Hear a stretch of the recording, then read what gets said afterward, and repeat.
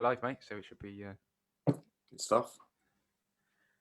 It says it's setting up your meeting. So let's see if it's doing it. Yeah. I can check on my phone, I suppose. So we might be already be live. I don't think we are because I can't see the red thing at the top. Let's just check.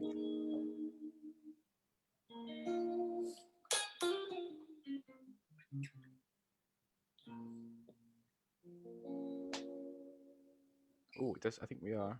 Oh yeah, we're live. Yeah, I think we're live, mate. Yeah, Amazing. we're live. So thank you everyone for tuning in. I'll keep an eye on the stream as well from my phone. So yeah, thanks everyone for tuning in. As you know, this is to celebrate the launch of the Guitar Coach online services. And it's been a great day. And to finish off this brilliant day, we've got Lewis Allen, session guitarist from London. Welcome, Lewis, and thank you very much for doing this for me. Oh, mate, Really it's a pleasure. appreciate your Absolute time. pleasure. So, Lewis, if people don't know like who you are and that, and what you do for a living and what you do for a job, do you mind just explaining to people like what you do and who it is you've been working with, and just a bit about Yeah, your history, really? absolutely. Yeah. So I'm a UK-based session guitarist. Yeah, studio and live. Currently playing for Sam Smith, Liam Payne. Have played for like Jessie J, the Saturdays. Uh, Peter Andre. Yeah, if you go to my website, there'll be a list of names on there. Yeah. On there, but, those are the ones that I can remember off the top of my head. But yeah, so I've been doing this for the last, oh god, probably nearly 20 years. And yeah, it's taken me kind of all around the world, and which is great. The studio stuff that I do as well. I'm also like a music producer and stuff. But obviously the main stuff that I do in the studio is guitar based as well. So it'd be kind of like just kind of spot session guitar playing and that kind of thing. And a lot recently has been in my studio, which is where I am as well. I've been sent quite a lot of stuff, so I record a lot of guitar here as well. Yeah, But yeah, nice. so that's kind of what I've been doing for the last God knows how many years. Fantastic, mate. So, people are going to want to know, like, what is it like to work with these, these big artists and stuff? I mean, you must have some sort of stories, or what is it like to work with these people? I mean, it's great. You have all kinds of experiences, especially with sort of going away touring and going on the road. That's kind of where I guess you kind of get, it's life experience, really. You travel around the world, living out of a suitcase, doing a gig. Sort of, I mean, usually it's depending on what kind of level it is. You'll be doing like 2 shows in a row with like 1 day off. Sometimes you can do a show, then have a day off. A show, have a day off. If it's a big venue, you might do 2 nights at the same venue. Yeah. So it's a lot of it's not winging it. It's kind of like, because you do sort of with certain artists, you stay in some really nice hotels and stuff. So that side of things is great, but it's you still have to leave your home at home, if that makes sense. So so the last big tour I went on was Sam Smith's the Thrill of It All album tour. Yeah. And that was best part of 2 years. We would go away for sort of between 6 and 10 weeks at a time, and then come back for a week, maybe a week and a half, and then go away for the same amount of time, so another 6 to 10 weeks. There was a period in 2019 where I think it was the end of 2018 where we'd been away for 7 weeks in like doing the second leg of an American tour. We came back for like 4 days, and then we had to go back to Las Vegas to do another spot gig, which wasn't part of the tour, which was like an iHeartRadio thing. You get like jingle balls and all that kind of stuff. Yeah. So it was one of those. Flew back to LA, like spent a couple of days there and came back. So really our week and a half off turned out to be like maybe 4 or 5 days in the end. And then you go away for another 8 weeks. So it's kind of like, it's definitely grueling. But then again, you get kind of all of like the carrot in that is doing amazing gigs every other night and being able to, have whatever gear you want. Obviously, if you can afford it, like sometimes the tour buys bits and pieces for you, but yeah, you can use any kind of gear you want. And I used to enjoy little things like go into little towns and find the local guitar shops and that kind of thing, and just kind of like all those kind of guitar shops that you used to read in the magazines, like Manson's Guitars and like all the vintage and rare stuff out in like California. Getting to go to those guitar shops was so you get either side of it, and the another sort of down point of the touring side was you get so tired as well. you'd get towards the end of even one leg, and then you couldn't really enjoy your downtime because you'd be going again, and like for the foreseeable future, you've got like blocks of 8 weeks where you just go away the whole time. It's like, and my wife laughs. I'd come back off tour, and it'd take me like 2 or 3 weeks to stop living out of my suitcase because I'd want to wear all the clean clothes that I'd washed on tour from the suitcase rather than wash them again. So it's like little things like that. It's kind of its own little bubble in itself. So yeah, I've got tons of touring stories, which I'm sure we'll kind of go through. Like, I mean, what is it like as well? Like on your wife as well, it must be mad. Like obviously going away for that period of time, and then coming back, it's a bit like, see you later, mate. See you in 6 months or whatever. It must be so strange for your wife to, it's crazy. Like, even at the moment, so I've recently become a dad, like in May, and so my daughter's coming up to just 7 months old, and just seeing the amount she's changed in that time, and that would be, easily if I because of COVID, I was meant to be on tour at the moment. Sam Smith had to completely rejig all of their album and stuff because of COVID, because this would have been an album campaign. I think that right now, or certainly a month ago when I was doing some bits with them for Abbey Road, which we'll talk about in a bit, the production manager sort of turned around to me and was like, we're meant to be in Russia at the moment. And that kind of really made me think. I was like, Jesus. So yeah, getting back to the story, all the amount of stuff I've missed from would have missed from my daughter had I been on tour. It's crazy, and it's okay when it was just like me and my wife living up in London, and she was having to work quite a lot as well. We were sort of building and stuff. That's kind of, you can almost kind of like deal with it then, because you're both working towards something, and we knew we wanted to have a family stuff. So going away and her working real hard kind of made sense. But on the same hand, when you've got a kid there, seeing that real, like egg timer of time in a child, the way they grow, like that's crazy.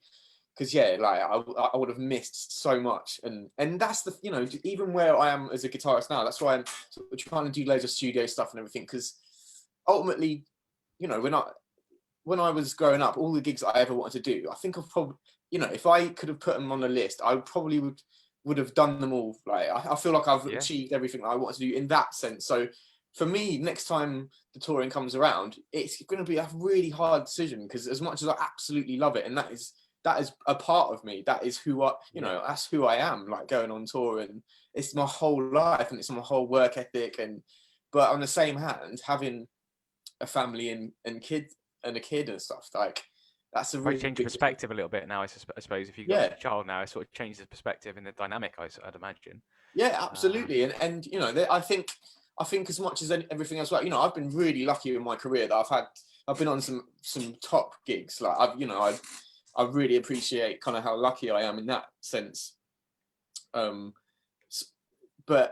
I think there definitely comes a time when you have to find like a new challenge on, and not that I'm saying that touring isn't challenging, because it absolutely is, and like playing with wicked artists is great in itself, and their challenge is to try and be that, do the best you can for that artist. But on the same hand, there's other sort of aspects of music as well where I feel like that could be a challenge as well, because I think that's important to grow as a musician in general, is to have targets that are hard. Because I think that's the one thing with touring, which I didn't quite like, is it's really easy to get in a rut. And last time I went away, I did loads of gym stuff. It kept my mind really focused, because I was doing this within reason. I can improvise on guitar, like with Sam, for example. They'll let me sort of experiment to a degree, but equally every night it's the same set list for like 2 years. So you do become complacent, and naturally your body kind of goes, this is the easiest way to do this. I'm going to do it like this. So I got in some terrible habits on guitar. Why wouldn't you, though, if you're in front of thousands of people? You're not going to go, I'm going to try and be a bit extravagant here, am I? And that's the thing. I've been there as well. We'll talk about it a bit. I've been there, and, like, I know what it's like to sort of die on stage. And that's really important, as much. And, I'm sort of privileged where I've had the opportunity in which to practice being on stage. So I'm pretty confident, like when, there's moments like on like Sam's last tour where I have to literally go out the front of the stage and it's literally just me in the spotlight and do a guitar solo, like, and that's how we start the chat. So there's moments like, you have to do everything, and I enjoy that now, and it's not, I don't feel the pressure of that, and it's not a nervous thing, I guess. And I guess we'll talk about it as well. It's just being really prepared for what you're about to do. You know, if you're nervous, it means that there's something not right. Like of you, and I truly believe, you know, if you've got like nerves and stuff, unless it's like your first time on stage, I think that, you know, there must be something that maybe you should practice more and make sure that when you get out on stage, it's like completely robotic and autonomous what you're doing. You know exactly what you're doing, unless you're improvising solo. Do you not feel nerves at all, Lewis, anymore when you get up on stage? Or it's more excitement. That's quite incredible in itself. That's quite incredible. I'm just checking in with the guys. Because there's people watching, and I feel like I'm having a really great chat with you, but I'm not I'm just checking on the comments as well. I'm not checking on the comments. So, I think there's a slight delay in terms of between Facebook and that for it going live. But guys, if you're watching, do let us know. I can see people watching. And say hello to Lewis, to me, or, you know, just say hello. And also you can ask some questions throughout the stream as well. If you've got any you know, itching questions that you want to ask Lewis about, you know, his career, lifestyle, all that sort of stuff, feel free to ask away. I think, so Ben's saying loving it. That's cool. So yeah, feel free to. I'm going to keep my phone like this, mate. So everyone's starting to say good evening and stuff. It's starting to sort of catch up with itself. So I'm going to keep my phone like this, and I am listening.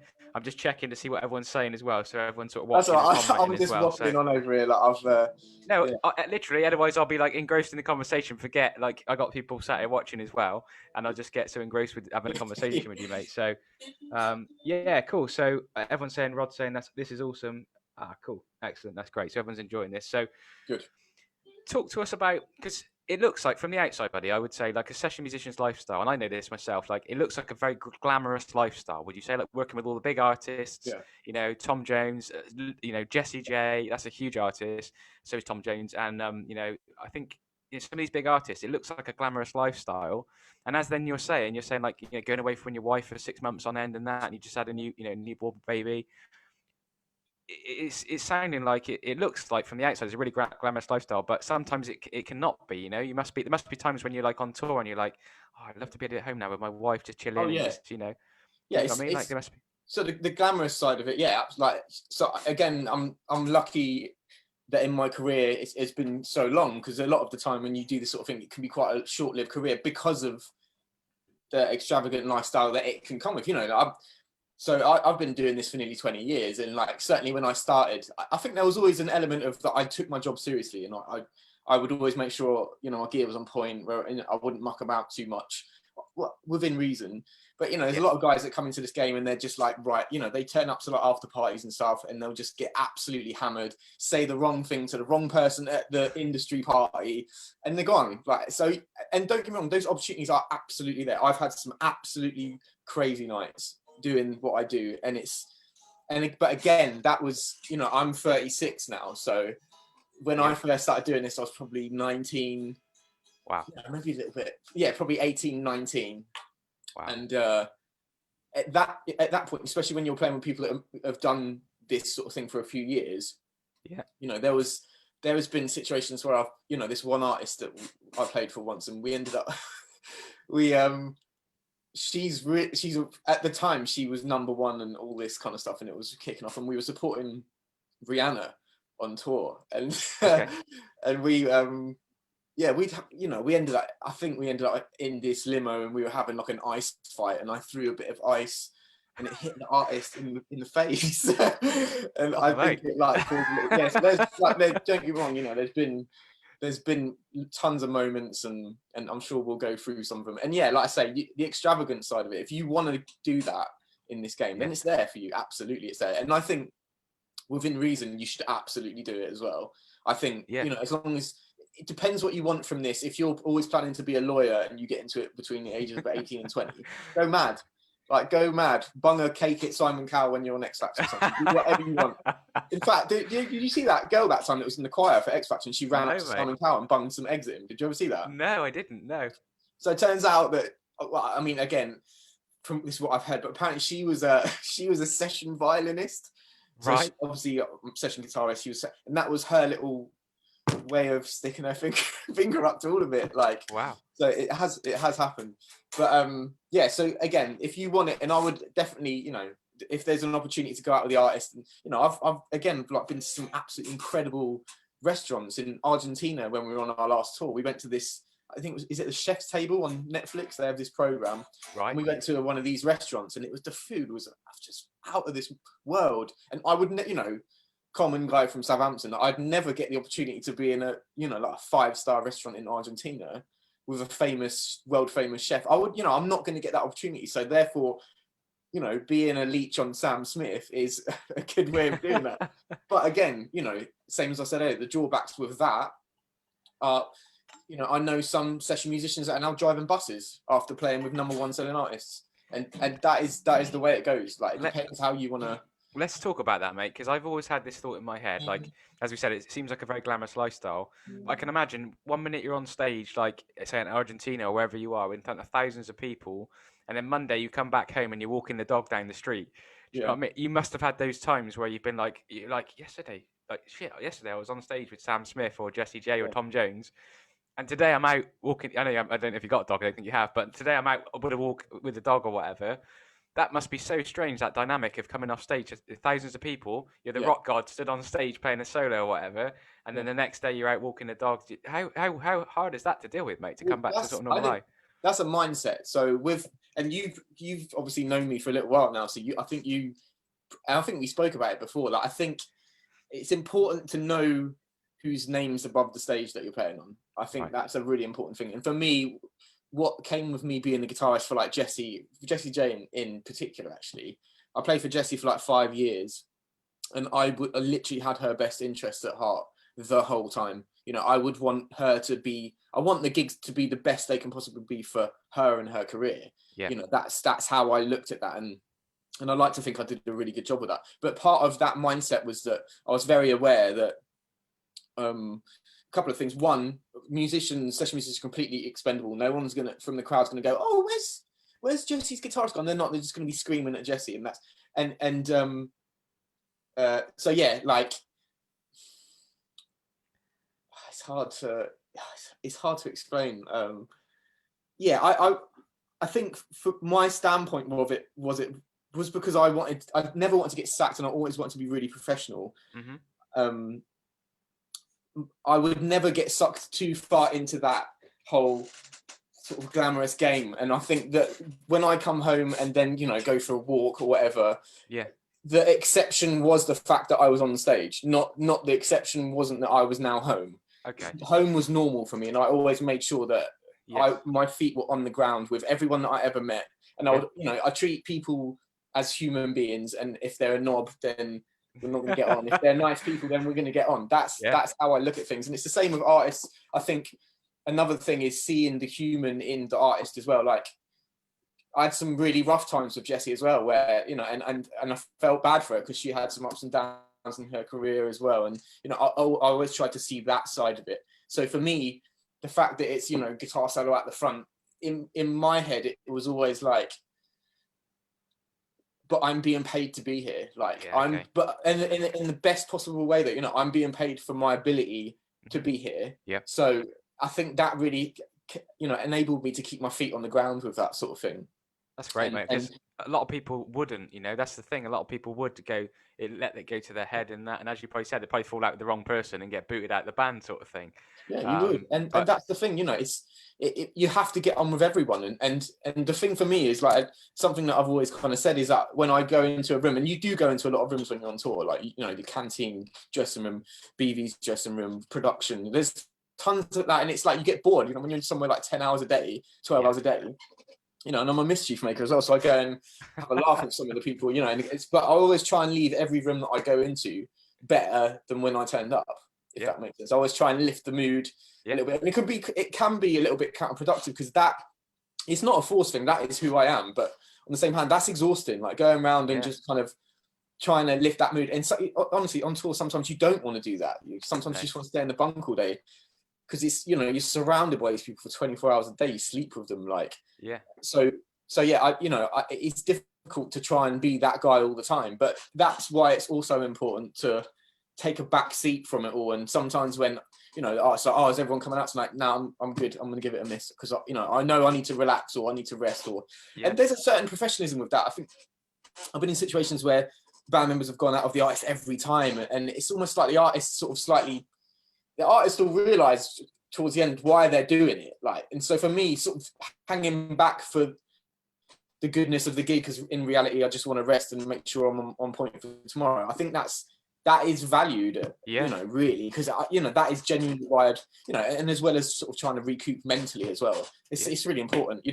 To manage yourself on tour, I think, is one of the most important things. And again, because the musicians that I'm playing with are just like some of the best musicians in the world.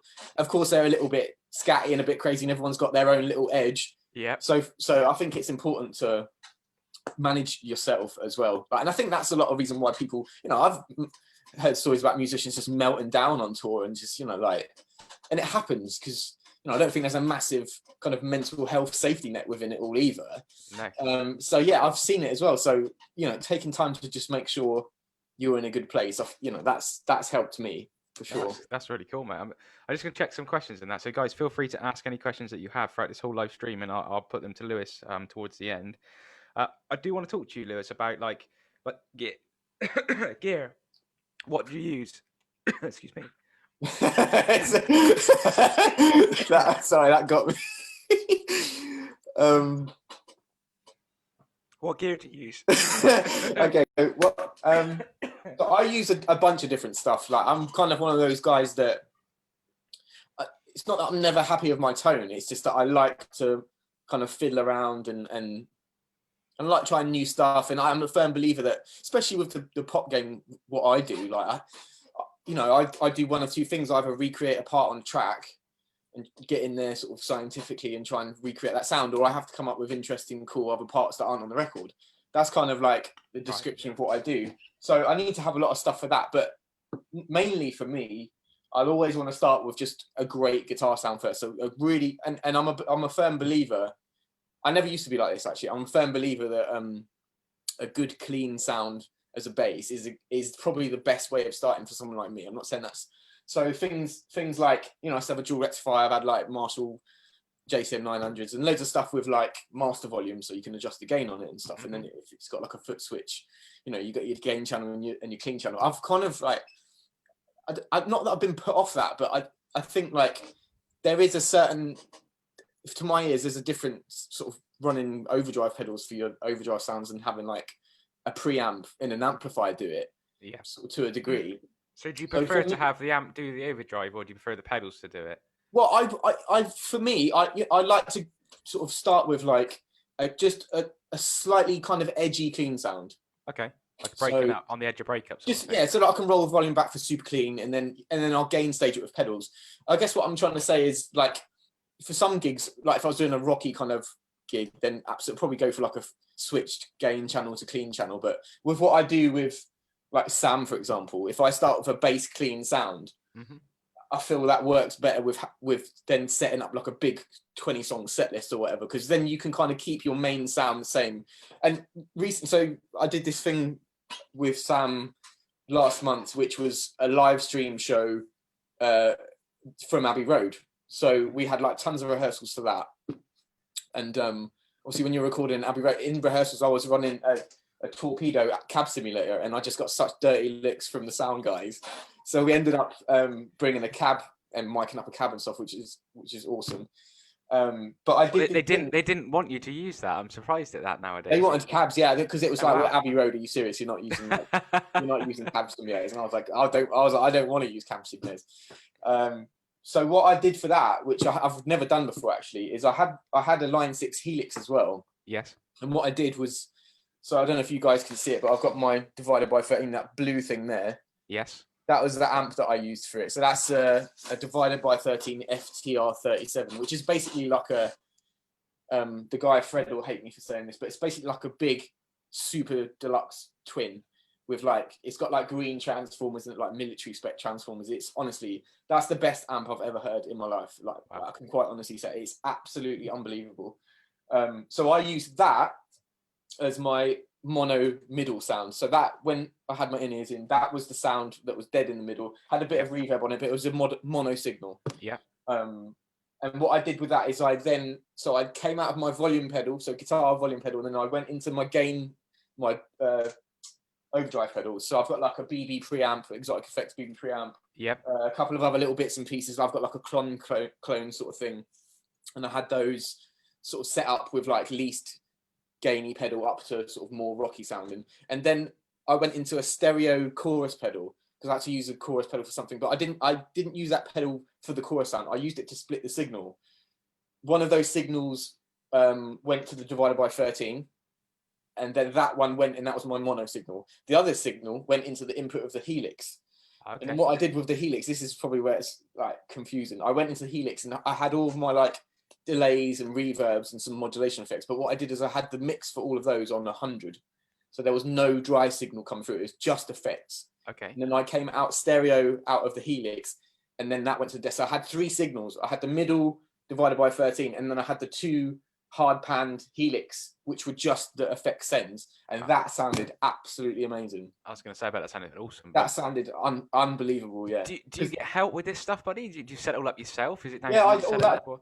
I'm kind of like, I used to work in a guitar shop, so I'm kind of, and again, from being a producer and stuff, I've got a ton of outboard. I don't know if you can see, I've got a big rack of outboard gear here and like compressors everywhere. So I'm a guy that plugs stuff in. That's my thing. I love plugging stuff in, and with that, I guess I just sort of think about a signal chain and stuff, and it's wanting to, I love the Helix, and for like Liam Payne stuff, I just use the Helix. It's amazing. It's such an amazingly versatile bit of kit.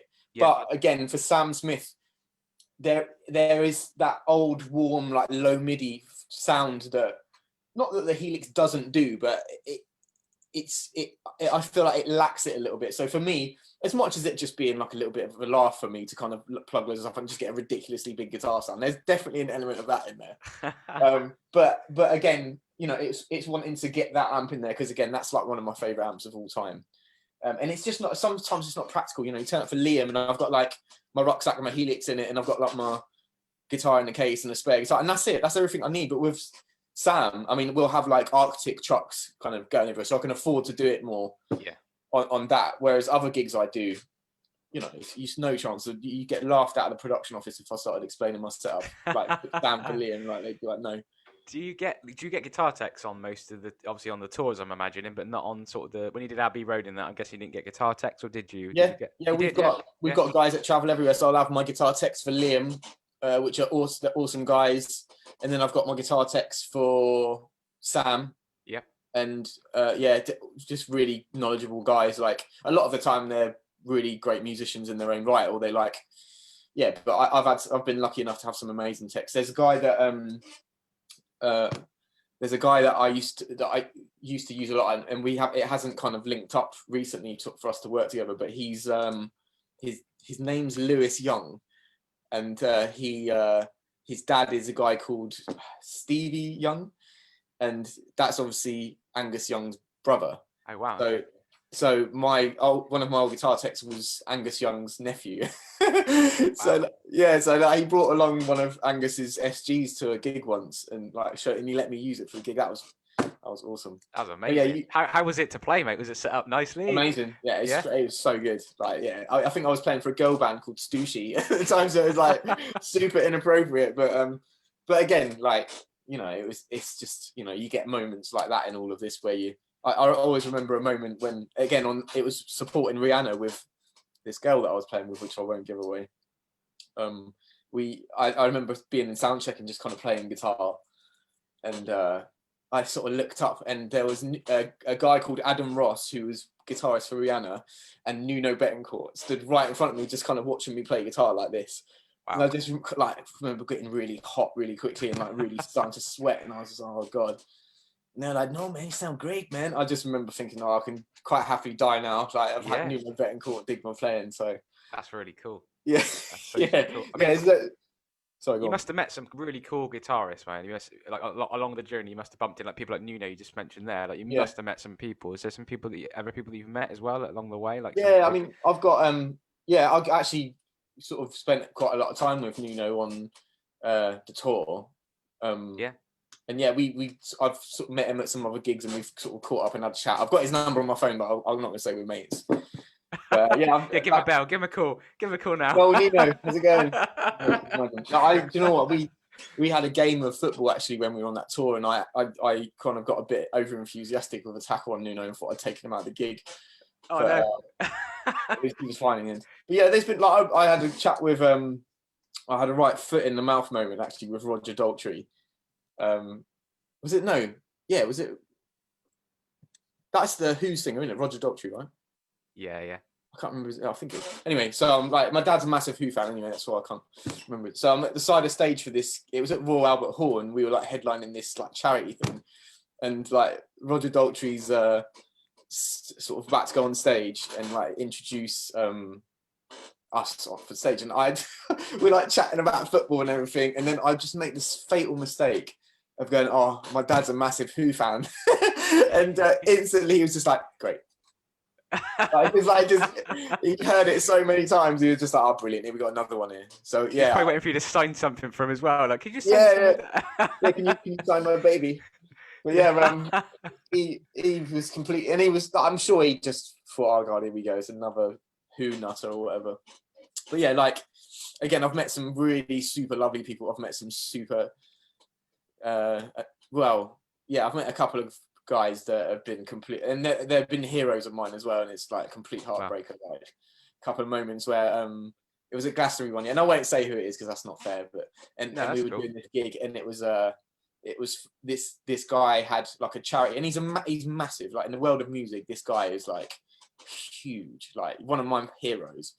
And we were playing for one of his charities and sort of trying to have a chat with him before, and like, and I'm not one of those guys like, and you know that, Rich, I'm not one of those guys that'll be, oh yeah, you know, annoying. It'll be like little kind of just what you know how I talk to anyone, like any kind of you know, I'm not starstruck really, but again, especially with my heroes, I want to treat him like normal, and I want them to treat me like a Yeah, normal person as well. And he yeah, was just completely dismissive, and then like yeah, he was just a bit of a knob really. And then again, you meet people that are just like absolutely lovely. Like Sam Smith is just one of the most lovely people I think I've ever met in my life. Like wow. absolutely, and Tom Jones, like lovely dude, Yeah. so nice. They all say they say something like don't meet your heroes or something. Yeah, Never meet your heroes. So I'm just trying to think if there's. I met Paul Gilbert once in an In-N-Out Burger in LA. oh, nice. I've met him as well. Like I met him. I went to one of his gigs and he's doing like photos and stuff at the end, and we had a little chat. But yeah, no, he's a really sort of just really talented guitarist and just Yeah, amazing guy as well. But yeah. yeah, oh, that's fantastic, mate. I'm just seeing if anyone has any questions. I think people are asking questions, and I'm just like chatting away here and not Sorry. checking in with the guys. But hey everyone, thanks for watching. Yeah, we've got some great people in this evening. So, one question. I'm gonna start opening out the questions, guys. If you want to get your questions in with Lewis now, then feel free to, feel free to ask away and on here, and I'll put them to Lewis. So I got one from Rod Thomas. Yep. Rod Thomas lives around the corner from me, so he lives up the road. And he says, has Lewis had a mentor when on tour in the early stages of career? So did you have a mentor? Did you have like a musical mentor on tour in the early stages of your career when you're 18, 19, or did you literally just out there on your own? So when I was a lad, sort of between like the ages of like 11 and sort of before I could drive, my dad would take me to like just tons of gigs. And I mentioned earlier I worked in a guitar shop, so I would basically, you get a lot of people coming and saying, "Oh, if you know, do you know any guitar players? Do you know any guitar players that can do a gig this evening?" And I'd always be like, "Yeah, I'll do it." So my dad used to drive me around to a ton of gigs, and like, I kind of owe him everything for that sort of early part of my career, because I learned so much just by being chucked in the deep end. Yeah. And it, that really helped me progress really quickly when, just being chucked on the deep end, going, yeah, I'll do any gigs, anything you got, I'll do it. But when I started doing this properly, I could drive at that point. So when I first started doing this, I had no, sort of 18, 19, I had no idea, because I was an electrical apprentice as well. Between the ages of 16 and 20, I was working for Esso at Fawley Refinery in Okay. Southampton. Wow. But I'd be doing little bits of guitar as well at the time, so I'd sort of drive to gigs and everything. And at that point, I remember the first time where someone's offered me some rehearsals, and they were like, "Oh, we'll pay you. The money's not very good for rehearsals, but we'll pay you." And I was just like, "Oh my God, you're going to pay me for rehearsing?" Like, thought I'd made it. Like, so I didn't have a mentor as such, but what I did have was a lot of other really hungry musicians that were kind of like a little bit older than me, and just people that I looked up to that I really wanted to be able to recreate and emulate.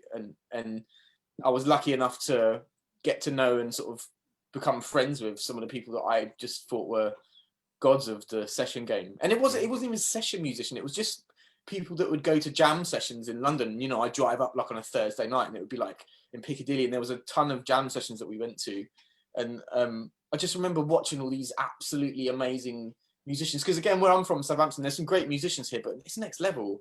You know, you're getting people from all around the country to come into one place, one like jam session, like, or like it's like maybe 10 jam sessions in London that have got like unbelievable. And yeah, I was just in awe watching these guys, like, oh my god. And you know, I got my chance to sort of get up and play at those things. And yeah, it was, and that's kind of how my, you know, just getting to know people was so important in all of this. And so as far as like mentors, I had loads, I think. Yeah. Because, you know, you sort of learn from everyone, and you know, you go on a little mini tour where I used to play with this girl called Vivi Brown. And this is probably nearly 50, it was probably longer than that. It's probably like 15 years ago. And the guys that I was touring with, the drummer that I was touring with then is Jonathan Hamilton, who's playing drums for Sam, and it was his brother playing bass. It was just the three of us, and I learned just so much about, you know, the right gear to have, and you know, how to kind of conduct yourself properly, and what the right. I remember one of the early gigs I did with Vivi, sort of jumping towards the front of the stage to do like a guitar solo, and the MD pulling me, who was the bass player, on side and going, "Don't do that." Nah, not about that, mate. So like little, you know, learned ton of stuff from them, and obviously the higher I managed to climb, if you can even say that, in the industry, to the point where I'm at now, you know, each time it's got more professional. And you know, I've had to sort of, I haven't had to up my game because I feel like I've always been ready for that. But yeah, it definitely, yeah, it's a mad one with that. It's yeah, that's amazing, mate. I mean, your career, like, because you're still relatively, you know, 30, you said 36, was it? You said? Yeah, I'm 36 now. Yeah, mate, that's no age, is it? And you're still, you know, all the stuff you've done is absolutely fantastic. Like the career you've had, and still to have as well. You're gonna have a fantastic career. Yeah, But you know, some of the guys watching, I know that they're going to be guitarists as well. Like, and even myself, I'm interested as well. And I've had conversations with you about this before. But just like, what would be your bit of advice to somebody like young guitarists wants to get into the session industry? And I know there's people watching that will, you know, really want this answer to this question, but what would be your advice, buddy? Like, how to get it? Is it just luck? Is it just being in the right place, the right time? You know, do you need to move to London? What is it? Do you feel like, or is it a few of those things? It's everything that you've just said, really. I think like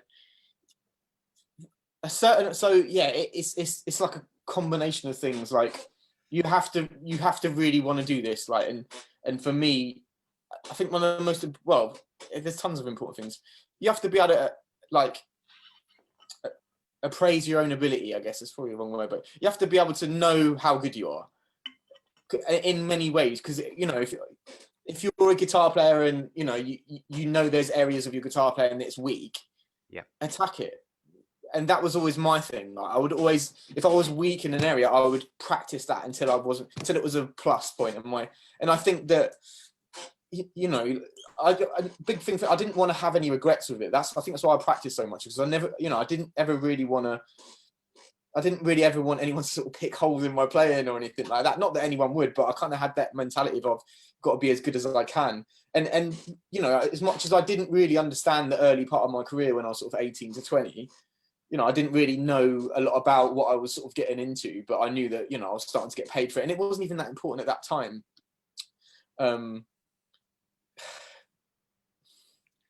Yeah, it's a tricky one. That it's a tricky question, isn't it? It's probably hard for you to answer that because it sort of happened organically for you, I suppose. But yeah, I think, you know, so part of what I was just saying there is it's you have to be ready for your opportunity, because I firmly believe that everyone gets a shot at, you know, potentially doing this, and it is things like, you know, when you go to jam sessions, get up and play. Like, if there's someone there that you like their playing, go and say hello to them. Like, you know, like, go and don't leave anything to chance, because as much as if you're the best guitar player in the world, if you go up into London and play on, you know, a jam session in London, yeah, people are gonna come up to you and go, oh, you know, great playing, but the guys that will get you the work, they're not going to do that, because they see players like that all the time.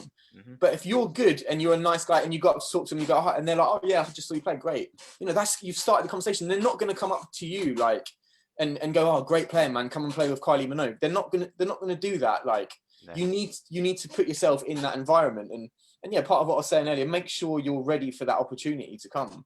Make sure that you know, what I was sort of saying earlier about having nerves. I don't really have nerves, and this is going to sound probably a little bit arrogant. Like I don't have any nerves because I'm confident in my ability when I get on stage. Yeah. Do you know what I mean? I know Yeah, yeah. that even if I make a mistake, and if I play in a minute, I'll make loads. But I'll cover. I've learned to cover my mistakes a lot and turn them into things that aren't mistakes. Mate, I'm Like, gonna have to ask you. I'm gonna have to ask you now. In all of the gigs that you've done and the big artists that you've played with, has there been a standout moment where something's gone slightly wrong? So we've all had that gig where something's not working. It could be gear wise. It could be like something's not quite right, or your in-ear monitor mix is not right. Has there been anything where you've gone, oh my god, fallen off stage? Has there been anything where you've done and gone, oh, that is a standout moment? That. yeah, there must be. I mean, there's a couple that sort of spring to mind, and there's a couple of that spring to mind that aren't my stories, but they're of someone else doing it, like a couple of artists. But so one story that springs out is there was a bit in when I used to play for Jessie J. There was a bit in Who You Are, so that there was a bit in that where we do like the big rock solo, like they're on tour. They had like all these like pyrotechnics and stuff, and there was like from where I was on the stage, there was a big set of stairs that you got at the back, and then you're at the top, and they're like fire cannons going off. And that was the moment where Jessie would be at the top stairs, and then I'd come from the back and go up to the top, and then just like rip out a solo from the top, and it was this epic moment. Yeah. And at that time, so what we normally do with like my pedals and stuff, we'll switch them with Pro Tools. Okay. So I won't have to touch any pedals. Everything will be sort of already programmed, so I don't have to touch anything. But at this point, it was a bit early for that, and my tech basically had a mirror rig at Guitar World, which was off stage, and he could trigger my pedals from where he was. And I don't know what happened, but basically he was meant to kick it from a cleanish, that sound, with like delay and stuff, to the rip roaring, like that. I mean, not even that, it was more than that. Yeah. And, I walked up the back, and just as I sort of came, it was like this. Oh no! And I was just like, I instantly looked over to my guitar tech, and I was just like, "What are you doing?" Like, and like I'm obviously annoyed. Like, and my guitar tech at the time just sort of looked at me, and just went back to like soldering or whatever he was doing. He's like, "Ben, look at me," and I'm just like absolutely fuming. Oh mate! So, that springs to mind. Did Jessie notice? Did she notice? Yeah, like she knew I was really annoyed because that's why she was like, "Look at me, don't look at your tech," and I was just like, I've had enough. Wow. But yeah, there's loads of there's a moment on the last tour with Sam where again tons of guitar changes, and this is the problem.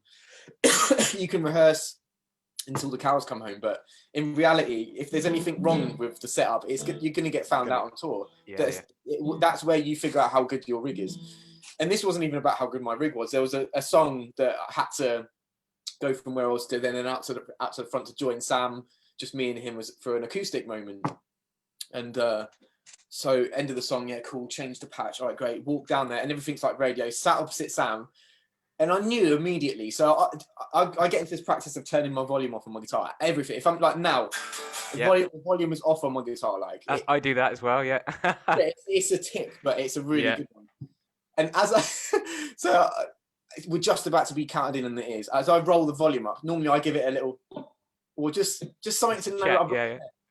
I had nothing, and I was, oh my god! And I realised at that moment that I'd put the tuner on my pedal board where I'd come from, and it was muted, so there was no guitar coming through at all. And I just looked at Sam, and Sam was like, "What?" And I just sprinted back towards my pedal board, and Sam said something like, "Oh, where are you going?"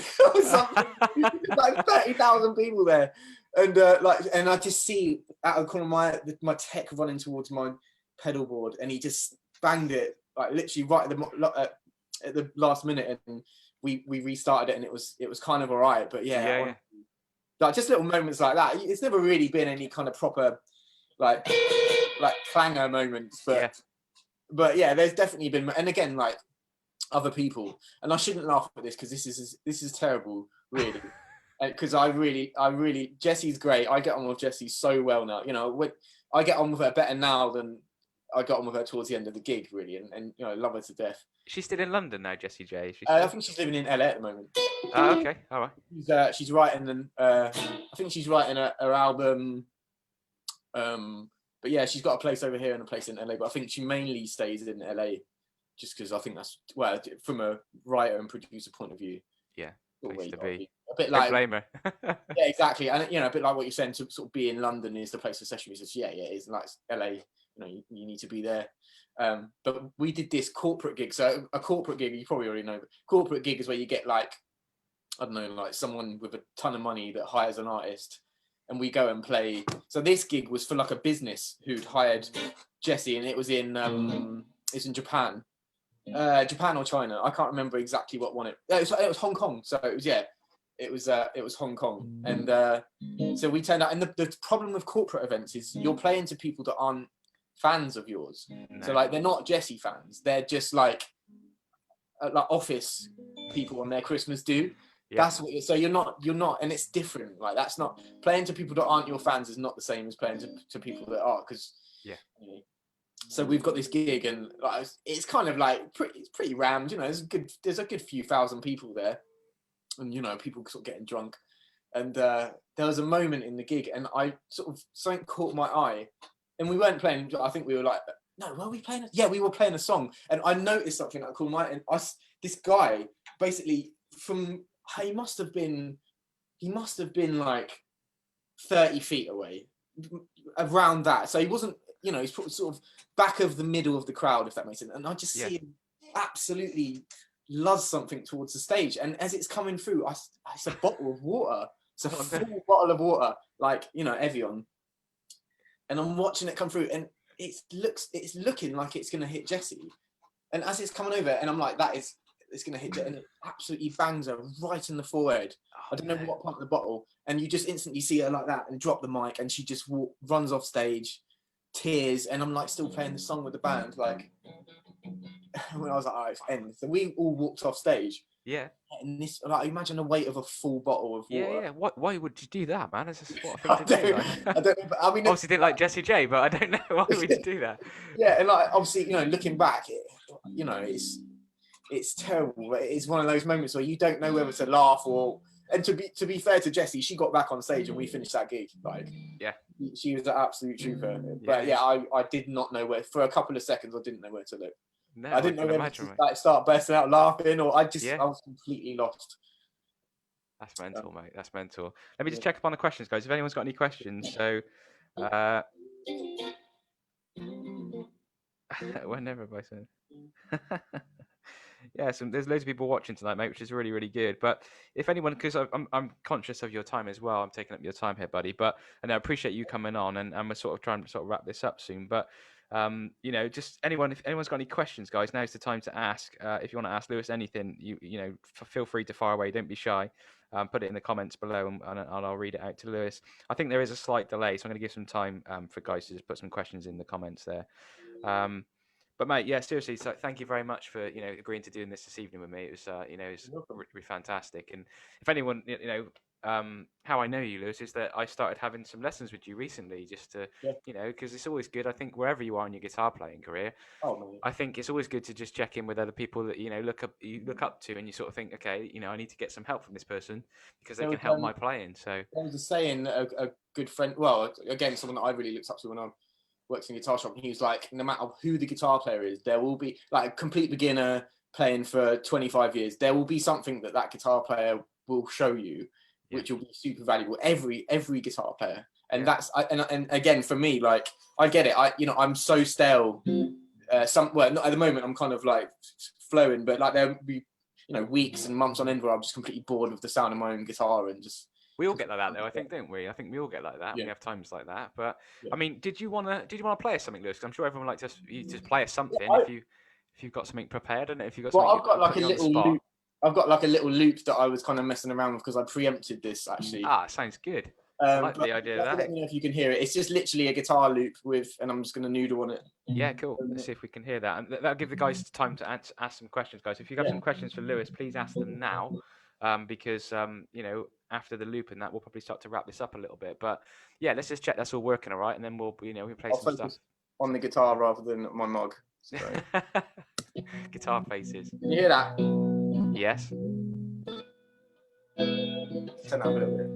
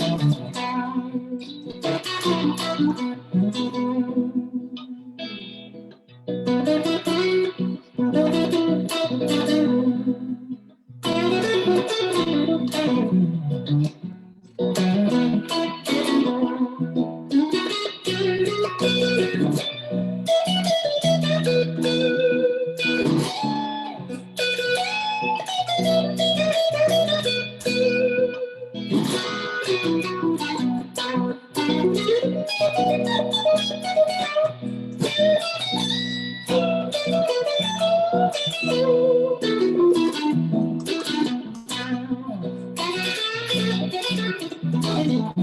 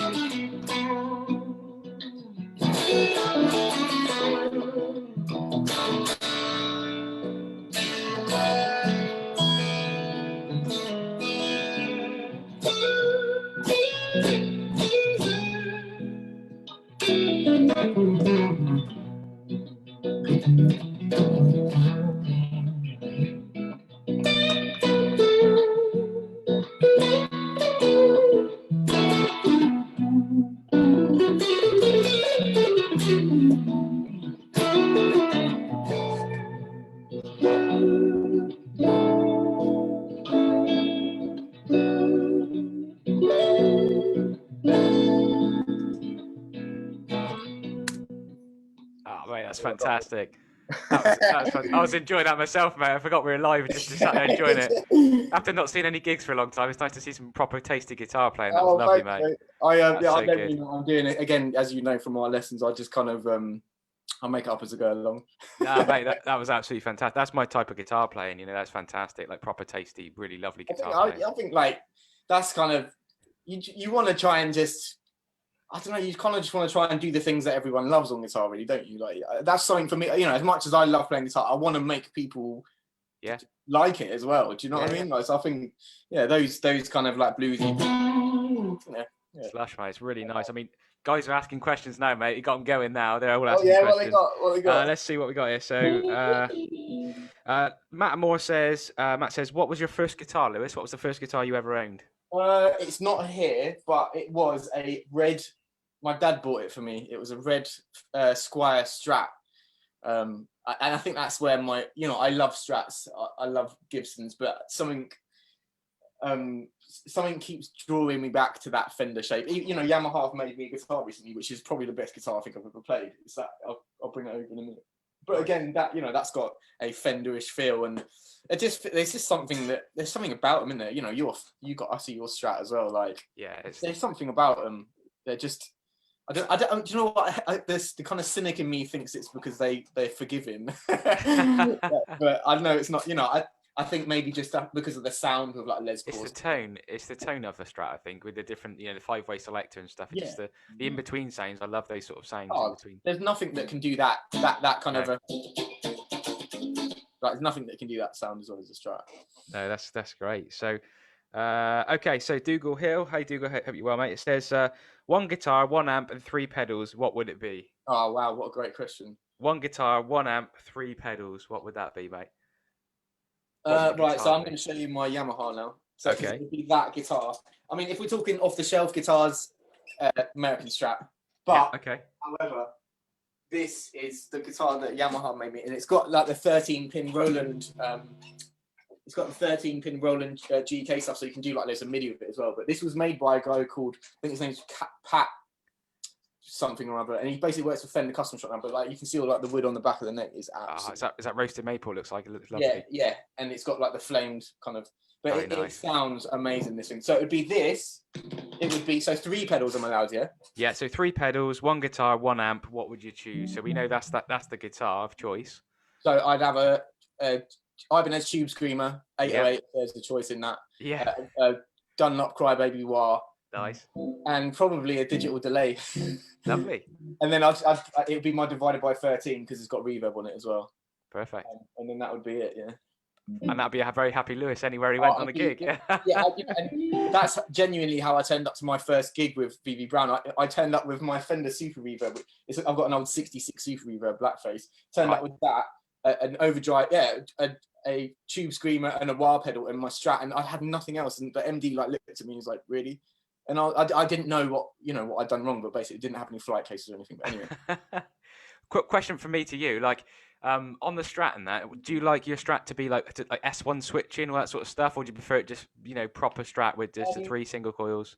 Well, that's S1 so that's an American Ultra. Yeah, okay. I was lucky enough. Fender sent me that for me to have a little go on, and it's great. It's really good. That is a really great Strat. Nice. And that's the S1, but I don't really ever use it. Actually, do you know what? There's one sound that I do really use it for actually. And have you got an S1, Rich? No, I haven't, mate. I've sort of always gone away from it really, and I never found that I used it. So I've always gone like without S1. Mine's the I showed you guys before, but mine's the Jeff Beck signature. Oh, that's beautiful. So it's got like the LSR roller nut on it, but it's so good. It's such a lovely guitar. But there's one setting on the S1, and it's in the middle, so middle pickup position with the S1 in. Yeah.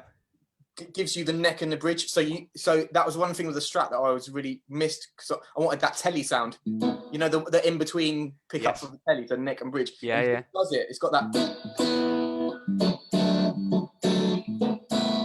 Yeah, nice.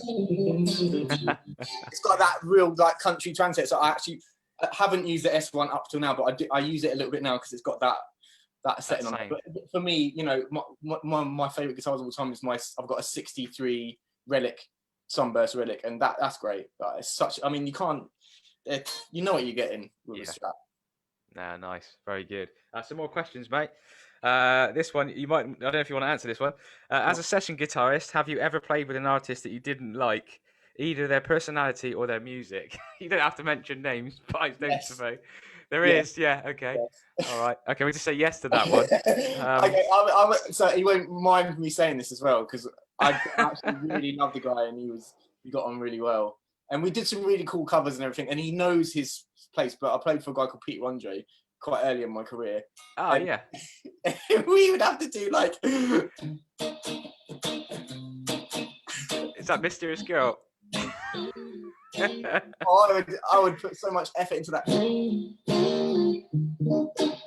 Yeah. But again, but a lovely guy, and there has been artists that, there's never been an artist where I'm like, oh my God, this person's an absolute... I'd imagine Peter Andre, though, is a great guy to work with. He comes across as a very sort of down-to-earth guy. I imagine he's a lovely chap, but... Really, I've got a lot... If Peter rang me up now and said, do you want to come on tour? I'll be like, yeah. Let's do it. It was great. He was lovely. And again, I'd say 90% of the artists that I played for are lovely, and they're really cool people. And if they're not at the time, at some point in the future, I'll meet them. And it will just be a product of the time. It will just be like they're stressed, and maybe it did get, because it will go to their head. It doesn't matter who you are. If you're an artist on that level and with that amount of fame, a certain amount of it will go to your head, because there's going to be no one around you to say no as well. That's the other thing. You haven't worked with Justin Bieber yet, then? You haven't got that privilege yet, you haven't? No, but I spent quite a lot of time in close proximity with this manager, the guy that's got that thing with Taylor Swift at the moment, and they are... do you know what? Actually, I spent quite a lot of time with Nicki Minaj, like in this rehearsal zone. But she was seriously an absolute. But she was really nice to me. Oh, okay. That's the thing, isn't it? It's like what you see in the papers and stuff. It's not always what you experience in real life. You're seeing it more than I think most people. Got to give it clean slate, and I think that's what I was saying earlier. Like, they're just human beings. Like, in the nicest way, they sweat and sleep like the rest of us. So I tend to just kind of treat them as I'd want to be treated, really. Yeah, of course. No, that's Look, Lewis, I've taken up an hour of your time, and I All think that good. you guys have. I think the guys really appreciate it. So, guys, if you want to say thank you to Lewis, just for you can watch you can read some of the comments Yeah, back afterwards, I'm sure, buddy. But I really appreciate. Thank you, Lewis, for coming tonight and doing this with me. It's really all good. appreciate you doing this. And wish you the best of luck for the rest of your career, mate. I mean, when do you know when your next gig's going to be? I know no one Um, really knows, do they, because of COVID? But have you got stuff sort of booked in that you're yeah, looking forward to? I've just been asked to play for a new artist. I can't actually remember their name, but I've got a gig this Sunday and something on Monday. But again, it's like a streamed video thing. Nice. There's another live stream with Liam next month, which I believe is on the 15th. I think it was around then, which is like a Christmas thing. We're Yeah. playing like 25 million One Direction songs. And then, Sam will be probably end of next year. Great. Very good. Well, wish you the best of luck on that, mate, and hopefully you get back to touring life as well very soon if Yeah, that's what fingers you want to. crossed. You're up for doing that. But yeah, thank you, mate. I really appreciate you doing this evening. So thank you, and everyone, thanks for watching. And I said you can read back some of the comments. So thank you for watching, guys. And Lewis, thank you very much, mate. And I will see you all soon. Cheers, bro. I think that's it. Let me see if I can just stop the live thing there. Got to figure out how to do that. I didn't figure that bit out. Hang on. Unplug the